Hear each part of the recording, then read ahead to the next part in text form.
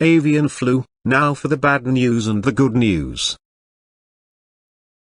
Avian flu, the bad news first. Well, it's flu season again. Only this time, we hear everyone talking about avian flu, the super flu which is expected to wreak havoc across our land in the not-so-distant months. So, what is avian flu? Avian flu is bird flu. Yes, you read that right. Avian flu is bird flu. And why might that be such bad news? If you pursue the news much, you will read that the deadliest disease in history is widely regarded as the Spanish flu epidemic, which killed 40 million people in just months. Scientists now believe the epidemic was an avian flu pandemic. In other words, the virus came from birds, it is believed, and a virus similar to this one called the H5N1. A form of avian flu virus. Its origins, most scientists agree it originated in Asia, as this one. Flu comes every season. It comes in one of two forms, type A or type B influenza. Type A is the more potent of these kinds of flu,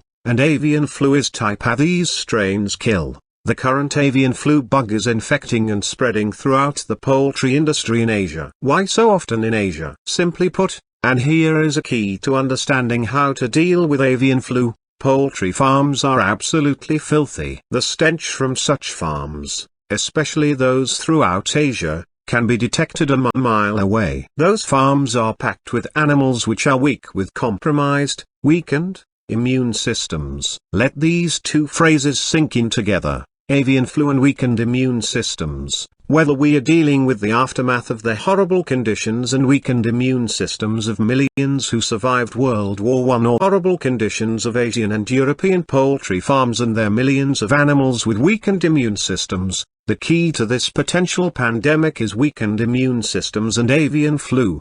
Because of the rapid spread and highly dangerous nature of the avian flu to birds, millions of flocks have been destroyed throughout the afflicted countries. However, that is simply not working because migratory birds are carrying the avian flu to distant lands, thus spreading its contagion. Interestingly, the migratory birds are not dying like the chickens. Why?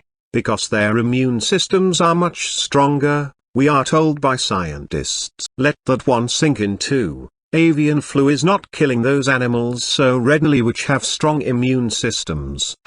Avian flu and immune systems. Could be we have something here. Incidentally, there have been only about 100 deaths from avian flu worldwide. It is almost impossible for avian flu to make the transition from bird to human easily. Avian flu. Now for the really bad news. Of course, as soon as there is the slightest danger, avian flu or otherwise, our government jumps into high gear to infect every one of us, if possible, with its antiviral drug program against the slightest hint of avian flu. To date, every one of the influenza drugs have proven worthless, or worse, against avian flu or any other kind of flu. Note this statement from the former chief vaccine control at the Federal Food and Drug Administration. There is no evidence that any influenza vaccine thus far developed is effective in preventing or mitigating any attack of influenza. The producers of these vaccines know that they are worthless, but they go on selling them anyway. Dr. J.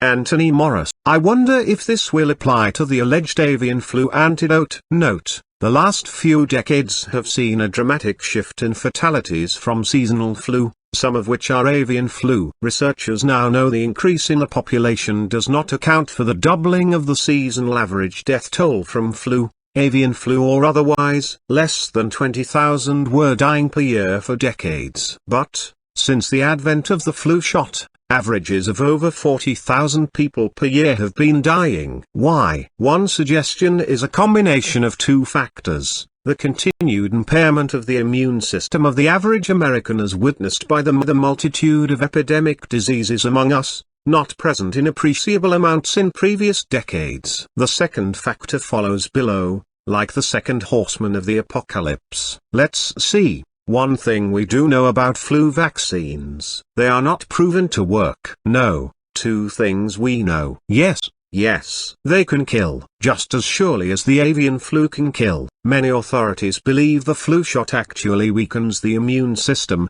There it is again. the immune system weakened. Why is that? Let's see. The ingredients in the flu vaccine, remember this when dealing with the avian flu, include formaldehyde, embalming fluid known to cause cancer, aluminium, the very metal related to Alzheimer's disease, cancers of numerous types and traumatic seizures, carbolic acid, a terribly caustic poison, ethylene glycol. You will definitely need this fluid this winter, but please only use it as antifreeze for your car, as it was designed to be used originally. Mercury, this is present in the vaccine ingredient called thimerosal. This is a known medical crippler and killer. It kills brain cells and immune cells and is linked to childhood brain and nervous diseases because of its use in vaccines. Vaccines for use in avian flu are grown on virus strains developed from pus-laden animal tissue mixed with the above-mentioned deadly chemicals. Is it any wonder the drug companies involved sought to be legally protected from lawsuits by those who might use these drugs against avian flu? Forgive my skepticism, but I have seen from the inside of the medical drug establishment, the fanatical zeal to make money as a first priority. Been there, opposed that.